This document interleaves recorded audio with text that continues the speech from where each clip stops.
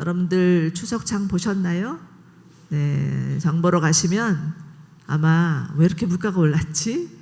정말 코로나 이후에 물가가 정말 2배, 3배 뛴 것 같은 느낌이 들어서 우리의 마음이 오그라들고 손마저도 오그라드는 것 같습니다. 그렇지만 모처럼의 긴 휴일이죠. 황금 휴일입니다. 이번에 6일이라고 하는데 이 시간 동안 가족들과 함께 행복한 시간 보내시고 물가 때문에 마음이 빼앗기지 않도록 여러분들 형편이 아무리 어려워도 관계는 좋을 수 있습니다. 믿으시죠? 네. 그래서 우리의 마음의 주인이신 하나님 앞에 나아가는 저와 여러분들 되시기를 바랍니다. 우리 지난주에 무슨 말씀 나누었는지 기억하시나요? 지난주 네, 몇몇 분이 얘기하시는데 돈 얘기했어요. 그죠? 재물에 관한 그런 문제였습니다. 예수님은 제자들에게 하나님과 재물을 겸하여 섬길 수 없다고 분명히 말씀하셨죠. 사실은 하나님과 재물 비교할 대상이 아니에요.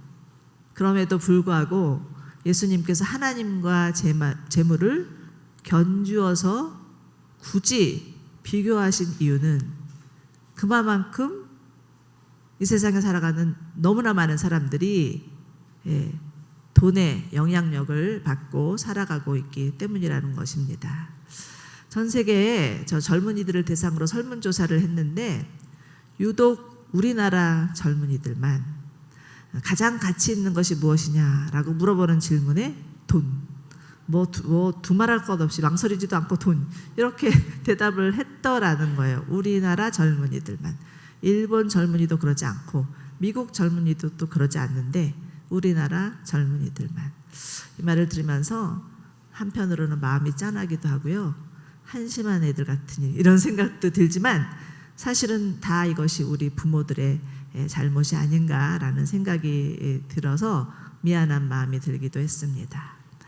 그러나 예수님께서는 재물로부터 자유로울 수 있는 비결을 가르쳐 주셨죠. 무엇이었죠?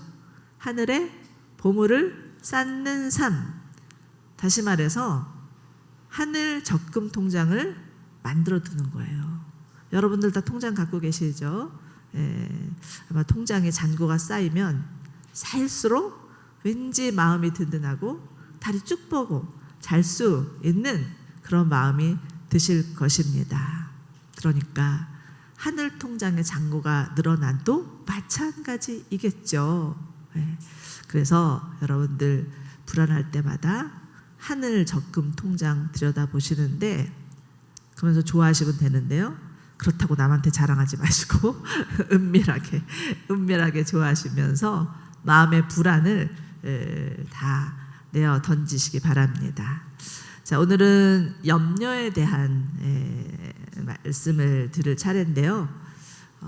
제가 이제 염려, 근심, 걱정 이런 단어를 많이 사용할 거예요. 다 똑같은 단어입니다. 염려, 근심, 걱정. 이 문제도 재물의 문제만큼이나 그 누구도 자유로울 수 있는 사람은 하나도 없습니다. 서로 말을 안 해서 그렇지 염려 없는 사람은 없어요. 그죠? 누구든지 마음 한가운데 한두 가지 걱정쯤은 마음에 안고 살죠. 이것이 우리의 인생인 것 같습니다. 돈이 많든 적든 또 직장이 있든 없든 건강하든 건강하지 않든 걱정이 없는 사람은 없는 것 같습니다. 그러나 이 걱정은 죄는 아니죠. 예수님께서도 십자가 지시기 전에 그 마음에 근심이 가득하여서 나를 위해서 기도해달라라고 제자들에게 간곡히 부탁하셨습니다. 그렇기 때문에 염려는, 걱정은 죄는 아닌데 염려에 매이는 거, 걱정을 달고 사는 거, 이거는 우리가 정말 주님의 말씀을 듣고 해결해야 될 문제라는 것입니다. 오늘 본문에서는 예수님께서 염려는 있을 수 있다라는 것을 전제로 해서 그러나 걱정하지 말아라 이렇게 말씀을 하시는데요. 25절을 먼저 보시겠습니다. 그러므로 내가 너희에게 말한다. 자기 생명을 위해서 무엇을 먹을까 무엇을 마실까 걱정하지 말고 자기 몸을 위해서 무엇을 입을까 걱정하지 마라 라고 이렇게 말씀하시죠. 우리는 이 말씀을 통해서 사람들의 걱정거리의 대부분은 먹고 사는 문제라는 것을 예수님도 알고 계시는구나 하는 것을 발견할 수 있습니다. 자, 여기서 보시면 무엇을 먹을까, 무엇을 마실까, 무엇을 입을까, 소위 말해서 걱정의 삼위일체이죠. 이 세 가지를 늘 걱정하고 산다는 것입니다. 참으로 돌아보면 우리가 먹고 사느라고 얼마나 고생이 많았는지 몰라요, 정말. 여러분도 그렇고 저도 그럴 것입니다. 저도 어느 순간은 제발 정말 걱정 안 하고 살면 좋겠다, 돈 걱정 안 하고 살면 좋겠다, 자식 걱정 안 하고 살면 좋겠다라는 생각을 많이 했고, 지금도 또 아이들 문제 터지면 걱정이 되죠. 그래서 정말 돌아보면 퇴짜 맞을 줄 뻔히 알면서도 직장에 여러 이력서 내보기도 했고요, 그죠? 그리고 또 밤새 가면서 일을 하기도 했고요. 또 때로는 수치를 당하면서까지 직장에서 또 상사에게 무릎을 꿇으며 일을 하기도 했고요. 그렇지만 그럼에도 불구하고 집세도 못 내고 아이 등록금도 미처 마련하지 못하고 통장 잔고에 바닥이 나서 염려가 끊일 날이 없었던 것을 기억하게 됩니다. 여러분들, 이스라엘 백성들이 출애굽해서 광야에서 40년을 살았는데 그들을 묵상해 보면 그들도 우리와 마찬가지였어요. 광야는 살만한 곳이 아니었죠. 광야는 정말 도저히 사람이 하루도 단 하루도 살 수 없는 곳이었는데 무려 이스라엘 백성들은 40일도 아니고 4일도 아니고 40년을 살았다는 것입니다. 광야에서 물이 없다는 것은요, 거의 죽음이나 마찬가지고 그 때학빛에서 또 밤에는 엄동설원과 같은 그 뼈를 에이는 추위 속에서 산다는 것이 보통 일이 아니었어요. 저는 처음에 성경을 읽을 때 이 사람들은 왜 이렇게 허구한 날 불평하고 원망을 터뜨리나 했는데 그건 제가 뭘 몰라서 그러는 소리지 광야는 정말 쉬운 것이 아니었습니다. 더군다나 40년 내내 이슬 같은 만나를 먹으라는 거잖아요. 요즘 애들 보면 그 한 번 먹었던 반찬이 다시 상에 올라오면 다들 어떻게 하시나요? 다 투덜거리면서 먹으려고 하지 않죠? 우리 목사님들도요, 사실은 여기 지금 나가면은 우리 여기 먹거리 거리잖아요. 먹을 게 천지인데 돌아다니면서 먹을 게 없다고 불평하시거든요. 예수님도 이걸 모르는 게 아니었어요. 그렇지만 제자들을 향해서 걱정하지 말아라 이렇게 말씀하십니다. 여러분, 오늘 걱정하지 말아라 라고 하시는 이 예수님의 음성을 모두 다 들을 수 있기를 간절히 원합니다. 네, 자, 25절부터 30절 사이에는 물음표가 나오는데요. 몇 개가 나오는지를 한번 살펴보시기 바랍니다. 그리고 예수님께서 우리에게 이 질문을 던지신다 생각하시고 곰곰이 묵상해 보세요. 여러분에게 던지시는 주님의 질문입니다. 25절에서는 생명이 음식보다 소중하고 몸이 옷보다 더 소중하지 않느냐. 26절, 너희는 새들보다 얼마나 더 귀하냐. 27절, 너희 중 누가 걱정한다고 해서 자기 목숨을 조금이라도 더 연장할 수 있겠느냐. 28절, 어찌 너희는 옷 걱정을 하느냐. 30절, 오늘 있다가 내일이면 불 속에 던져질 들풀도 하나님께서 그렇게 입히시는데 하물며 너희는 얼마나 더 잘 입히시겠느냐. 여러분, 예수님께서 지금 여러분에게 질문하시는 것입니다.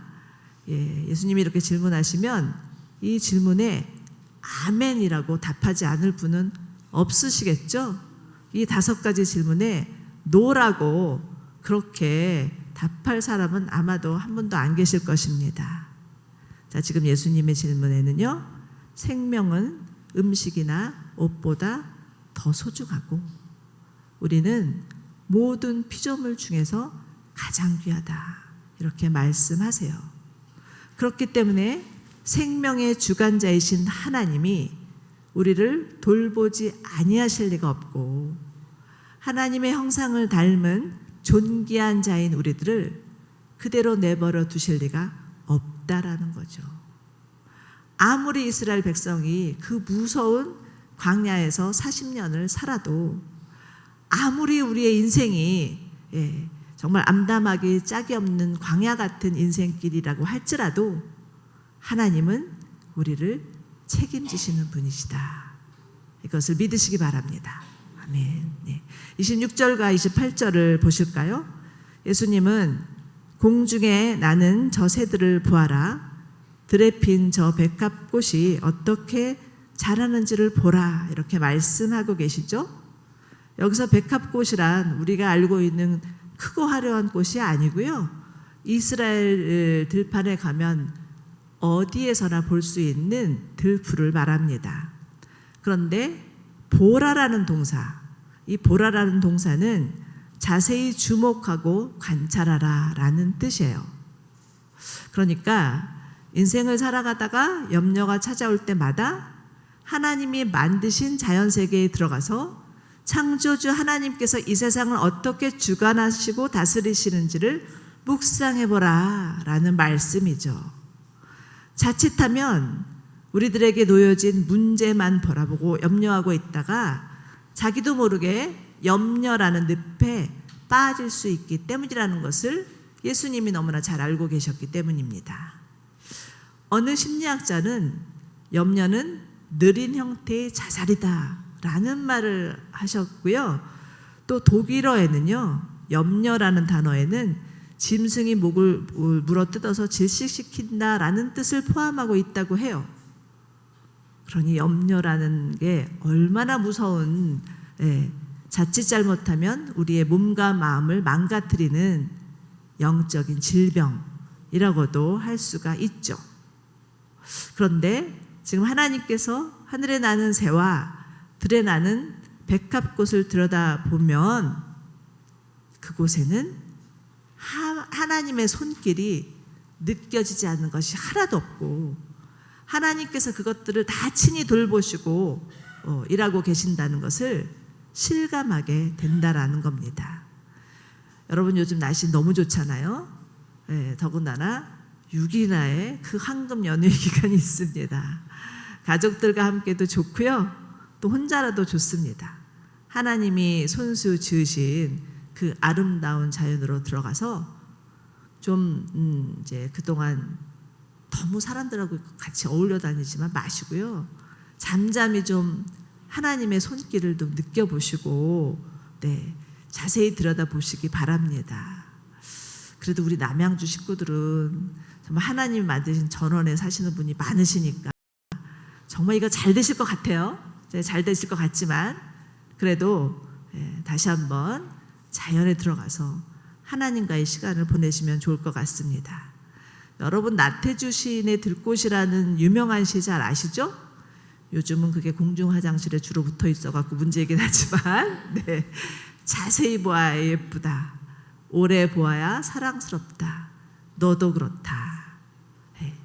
이것처럼 창조주 하나님의 지으신 세계를 바라보고 있노라면 창조주 하나님의 손길, 그 솜씨, 그 돌보심을 경험하게 되면서 어떻게 하면 그 염려라는 강박으로부터 벗어날 수 있으리라 라는 생각을 해보기도 됩니다. 오늘은 또 추석이고요, 또 가을이기도 하니까 제가 시 한 소절을 한 편을 읽어드리려고 하는데 제가 지은 건 아니고요. 시편 121편입니다. 잘 묵상해 보시면 좋을 것 같아요. 내가 산을 향하여서 눈을 들리라. 너의 도움이 어디서 올까? 나의 도움은 천지를 지으신 여호와에게로서다. 여호와께서는 너를 실족하지 아니하게 하시며 너를 지키신 자가 졸지 아니하시리로다. 이스라엘을 지키시는 이는 졸지도 아니하시고 주무시지도 아니하시리로다. 여호와는 너를 지키시느니라. 여호와께서 내 오른쪽에서 내 그늘이 되시나니 낮의 해가 너를 상하지 않게 하시며 밤의 달도 너를 해치지 아니하시리로다. 여호와께서 너를 지켜 모든 환난을 면하게 하시며 또 내 영혼을 지키시리로다. 여호와께서 너의 치료를 지금부터 영원까지 지키시리로다. 아멘. 사랑하는 여러분, 여러분을 얽매이고 하는 걱정거리들은 무엇입니까? 27절에서 예수님은 너희 중 누가 걱정한다고 해서 자기 목숨을 조금이라도 더 연장할 수 있겠느냐 물으십니다. 개역개정에서는 너희 중에 누가 염려함으로 그 길을 한 자라도 더할 수 있겠느냐라고 되어 있는데요. 인간의 염려로는 수명을 연장할 수도 키를 늘릴 수도 없다라는 말씀이죠. 저는 아들만 셋인데 저희 그 둘째 아들이 유독 키가 좀 작아요. 어렸을 때부터. 네. 보시다시피 제가 키가 큰 편이라 별로 키에 대해서는 걱정을 안 했는데 유치원에 딱 갔더니 앞에서 3번째인 거예요. 그리고 뭐 크겠지 했는데 또 초등학교 들어가서 5번 이상을 넘지를 못하고 내내 컸어요. 좀 뭐 중학생, 고등학생 되니까 조금 염려가 되더라고요. 저렇게 작을래나? 이제 이렇게 걱정을 하고 했는데 뭐 그래 봤자 그런다고 해서 그 키가 크는 것 같지가 않아갖고 그냥 그만둬 버렸어요.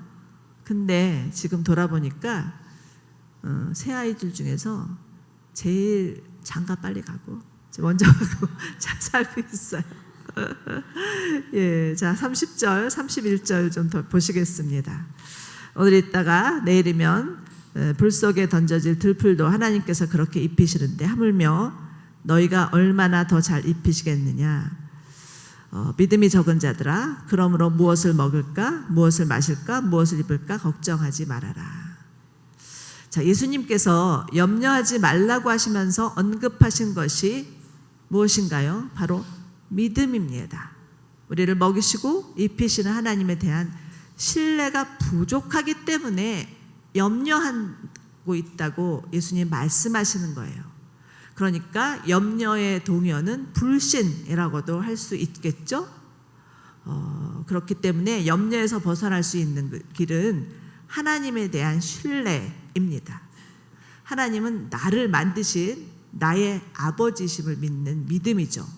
내 몸과 내 생명은 우연히 주어진 것이 아니라 부모님이 나에게 주어진 것도 아니고 하나님 아버지께서 주셨다라는 것을 믿는 믿음입니다. 자, 그렇다면 자, 우리가 주로 하는 염려가 무엇인지 다시 한번 살펴보시겠습니다. 걱정도 팔자라는 말이 있죠. 예, 그렇듯이 염려를 달고 사는 경향들이 사람들에게 있는데 여러분 헨리 나우엔 아시죠? 헨리 나우엔은 이런 말을 했어요. 염려는 아직 내 앞에 오지 않은 일에 대한 시간과 장소를 무엇인가로 가득 채우는 것이다. 이렇게 말을 하였습니다. 그렇기 때문에 아직 일어나지도 않는 일에 대한 염려는 그냥 우리끼리 얘기하면 아무짝에 소용이 없다. 이렇게 아시면 됩니다. 내일에 대한 염려를 가만히 들여다보면 사실은 우리 안에 있는 욕심 때문이라는 것을 인정하지 않을 수가 없습니다. 여러분 동물들은 배가 부르면 제 아무리 진수성찬이 바로 눈앞에 있어도 거들떠보지도 않는다고 하죠. 그런데 유독 사람만 먹고 나서 또 먹고 우리 밥 먹고 나서 디저트 하러 가잖아요. 빵 먹는 배는 따로 있어 하면서 또 먹잖아요. 배부르다 그러면서 또 다 먹잖아요. 옷장에 옷이 가득한데도 입을 옷이 없다고 하고 또 사고 또 사고 끝도 없는 욕심이 우리를 장악하고 있습니다. 그런데 베드로전서 5장에서는 이렇게 말씀하십니다. 여러분의 모든 근심을 주께 맡기십시오.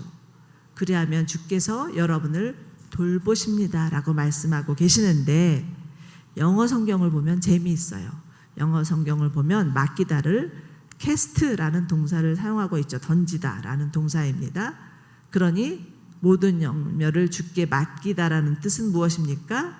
모든 염려를 주께 던져라 라는 뜻이에요.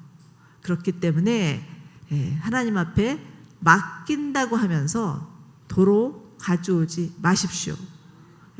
도로 또 가져와 갖고 다시 끙끙대면서 염려할 문제가 아니라는 거예요. 어떻게 해요? 아예 저 멀리 던져 버리시기 바랍니다. 하나님께서 친히 돌보아 주실 것입니다. 우리에게 필요한 것은 하물며 신앙입니다. 염려가 찾아올 때마다 어떻게 해요? 하물며 우리 아버지 하나님께서 나를 보살피시지 않겠느냐라고 담대하게 선포하시기 바랍니다. 마귀가 염려를 사용해서 우리의 영혼을 올가매려 할 때마다 우리가 이렇게 선포하면 우리의 믿음을 보고 제풀에 질려서 도망갈 수밖에 없다는 것을 믿으셔야 해요. 아멘. 자, 그리고 염려가 찾아올 때 우리가 해야 할 일이 있는데 기도의 방향을 전환하는 것입니다. 31절에서 33절입니다. 우리 함께 읽을까요? 시작. 그러므로 우리는 먹을까 무엇을 마실까 무엇을 입을까 걱정하지 마라. 이 모든 것은 이방 사람들이나 추구하는 하늘에 계신 너희 아버지께서 너희에게 이런 것이 필요하다는 것을 아신다. 오직 너희는 먼저 그 나라와 그 일을 구하라. 그러면 이 모든 것을 너희에게 더해 주실 것이다. 아멘. 예수님은 지금 이방인이 추구하는 것과 그리스도인이 추구하는 것을 비교하고 계십니다. 무엇을 먹을까, 무엇을 마실까, 무엇을 입을까는 이방인들의 추구이고 하나님 나라와 의는 그리스도인, 제자의 추구라는 것이죠. 그렇기 때문에 그리스도인이라고 하면서 제자라고 하면서 먹고 사는 문제에만 전전긍긍하고 있다면 이방 사람들과 다를 바 없다라는 것입니다. 그러므로 그리스도인이 우선을 두고 관심을 가져야 될 영역은 바로 하나님 나라와 의입니다. 우리가 지지난주 주기도문을 통해서 살펴보았지만 개인의 기도보다 나라를 위한 기도가 먼저라는 것을 예수님이 우리에게 가르쳐 주셨어요. 나라가 굳건해야 개인의 삶도 평안한 거지 나라를 잃었는데 어떻게 개인의 안위가 있을 수 있겠습니까? 제가 요즘 넷플릭스에서 보고 있는 드라마가 있거든요.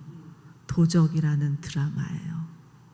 일제 강점기 때 만주에서 벌어졌던 그 너무나 그 비극적인 여러 가지 많은 일들이 나오는데 그것을 보니까 나라 잃은 그 백성들의 한 서름, 아픔, 고통 이루 말할 수가 없어요. 여러분 그렇기 때문에 정말 중요합니다. 하나님 나라를 구하셔야 돼요. 하나님 나라를 구하는 것이 개인의 복을 구하는 것보다 먼저여야 돼요. 왜요? 그래야 개인의 복이 따라온다는 거죠. 아무리 내가 내 개인의 복을 구해봤자 나라를 잃어버리면 아무 소용이 없다라는 것입니다. 자, 그렇다면 하나님 나라와 의는 무엇인가요? 우리가 주기도문에서 배운 것처럼 주의 이름, 주의 나라, 주의 뜻 이 세 가지 꼭 기억하십시오. 주의 이름, 주의 나라, 주의 뜻 외우셔야 돼요. 자, 옆에 분 바라보시면서 주의 이름, 주의 나라, 주의 뜻을 구하십시오. 이렇게 말씀하시기를 원합니다. 여러분 모든 나라, 모든 민족이 주의 예수 그리스도 이름을 높이고 예배하는 것 이걸 위해서 기도해야 되고요. 하나님께서 다스리시고 통치하시는 나라가 임하도록 기도해야 되고요. 하나님의 선하신 뜻이 이 땅 가운데 이루어지도록 기도하는 것이 마땅한 것입니다. 그렇기 때문에 우리의 기도가 바뀌어야 돼요. 왜? 우리의 근심이 바뀌어야 돼요. 세상 근심에서 하나님 뜻대로 하는 근심으로 바뀌어야 합니다. 고린도전서 7장을 보면 하나님의 뜻대로 하는 근심은 구원에 이르게 하는 회개를 가져옴으로 후회할 것이 없지만 세상 근심은 죽음을 가져온다라고 분명히 말씀하고 있습니다. 여러분 성경을 보면 근심이란 단어가 의외로 많이 나오고 있어요. 그런데 그 근심은 어떤 근심이냐면 하나님의 뜻대로 한 근심이라는 것입니다. 느헤미야는 예루살렘 성이 회파되었다는 소식을 듣고 근심하며 금식하며 애통하였죠. 또 다니엘은요, 이스라엘이 포로에서 풀려나려면 70년이라는 기간이 있을 것이라는 예언의 말씀을 깨닫고는 근심하며 하나님 앞에 나아갔습니다.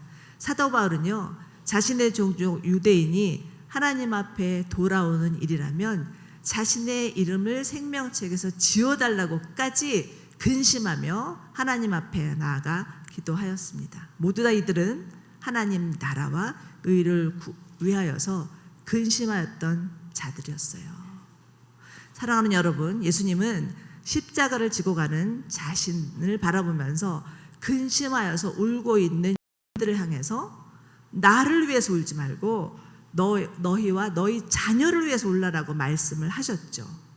여러분, 지금 우리가 울어야 될 대상은 우리와 우리의 다음 세대입니다. 지금 우리가 살고 있는 세상은요, 우리가 젊었을 때 살았던 세상하고는 비교할 수 없을 정도로 너무나 망가져버린 세상이 되어져 버렸어요. 우리가 살았을 때도 물론 힘들었지만 지금은 이루 말할 수 없이 우리가 상상할 수 없을 정도로 동성애다, 마약이다, 뭐 각종 음란, 말할 거 없이 정말 기가 막힌 세대에 우리의 아이들이 살고 있는 거예요. 정말 온전한 신앙생활을 하기에는 너무나 어려운 시대가 되어버렸어요. 저는 우리 아이들을 보면서 왜 얘네들은 이러지? 나한테는 안 그러는데 이게 자꾸 라떼가 나오더라고요. 그런데 우리가 살던 시대하고 달라요. 정말 돌아보면 우리나라는 감사하게 우리가 젊었을 때 30대 40대 때는요, 정말 은혜의 시대였어요.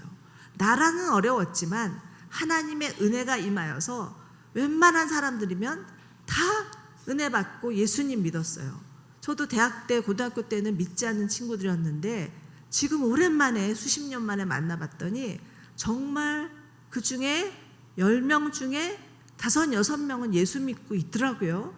그러니 얼마나 놀라운 일입니까? 그러나 지금의 세대는 그렇지 않다라는 것입니다. 그렇기 때문에 우리는 하나님 나라를 위해서, 다음 세대를 위해서 기도해야 합니다.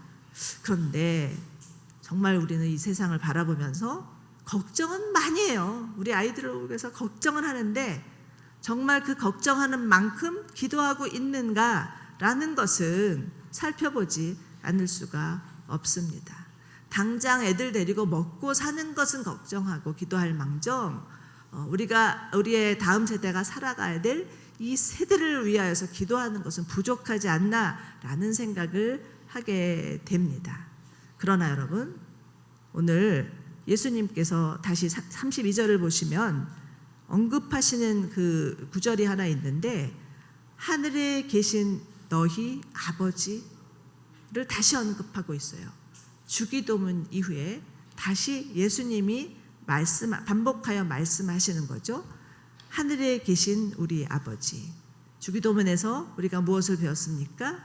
하나님은 하늘에 계신 우리 아빠, 아버지라는 거예요. 하늘과 땅의 모든 권세를 가지신 전능하신 하나님이 우리의 아빠라는 거예요. 그렇기 때문에 하나님 아빠이신 우리 하나님께서 우리의 모든 필요를 채워주실 뿐만 아니라 하나님 나라를 반드시 이루어 가실 것이라는 약속의 말씀을 주신 것이죠.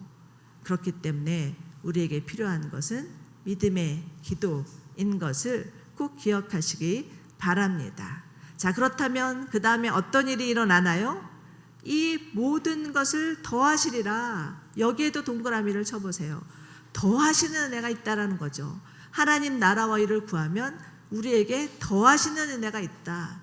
더하시는 은혜 무엇입니까? 1+1의 은혜가 있다는 거죠.